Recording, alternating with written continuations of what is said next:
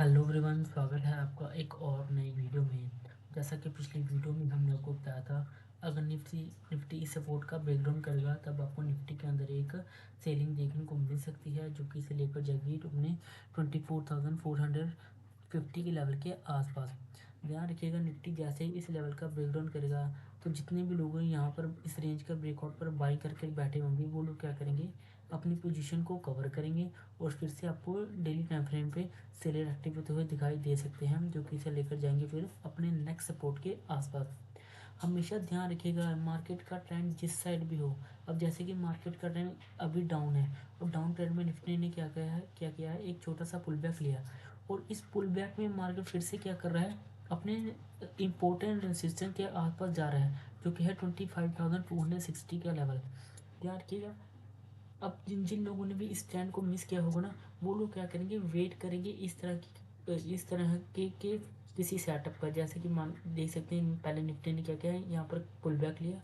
Pull back लेने के बाद यहाँ पर एक दो दिन कंसोलिडेट किया और इस रेंज का ब्रेकआउट किया। और रेंज का ब्रेकआउट करने के बाद निफ्टी ने अगले दिन क्या किया, गैप अप ओपनिंग दी।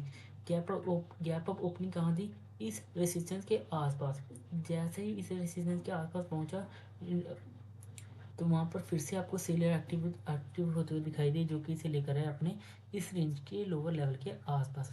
ध्यान रखिएगा, निफ्टी ने आज की क्लोजिंग पिछले डे हाई और डे लो के अंदर की ही दी है। अब जैसे ही इस लेवल का ब्रेकडाउन होगा तो ध्यान रखिएगा, दो तरीके के सेटअप बन रहे हैं।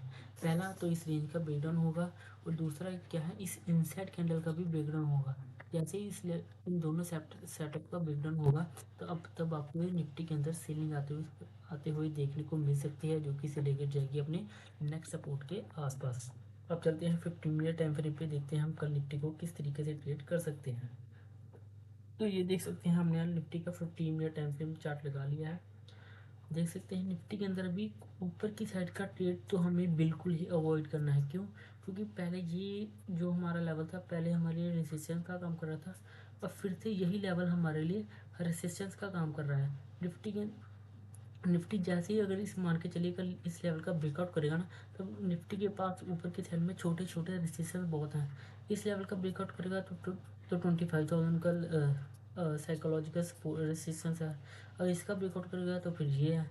यानी अगर इस लेवल का ब्रेकआउट करेगा तब आपको निफ्टी यहाँ पर कुछ जिगजैग देखने को मिल सकता है। जैसे कि ये एक बड़ी विग बना दी, ब्रेकआउट करने के बाद फेक ब्रेकआउट दिखा दिया। इसमें निफ्टी 15 मिनट टाइम फ्रेम पर टोटली ही ट्रैप जोन में ट्रेड कर रहा है। हाँ, अगर निफ्टी कल इस रेंज का ब्रेकडाउन करता है, जो कि 25,850 के लेवल का ब्रेकडाउन करता है, तब आपको निफ्टी के अंदर एक सेलिंग देखने को मिल सकती है, जो कि इसे लेकर जाएगी 24,780 24,700 के लेवल के आसपास। टारगेट हमारे सेम ही रहेंगे।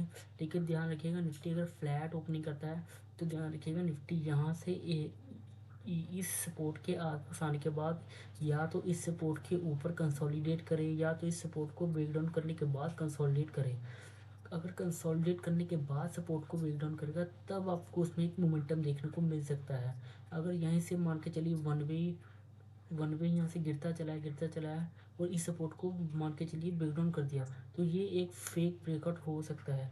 हमेशा ध्यान रखिएगा, जब भी किसी सपोर्ट का या किसी ट्रेंड लाइन का ब्रेकआउट आपको देखने को मिले तो वहाँ पर वेट कीजिएगा किसी इनसाइड कैंडल का या किसी रेंज का। जैसे ही उस रेंज का ब्रेकआउट या ब्रेकडाउन करेगा तब आपको इसमें एक मोमेंटम देखने को मिल सकता है। आज के लिए इतना ही, मिलते हैं नेक्स्ट वीडियो में।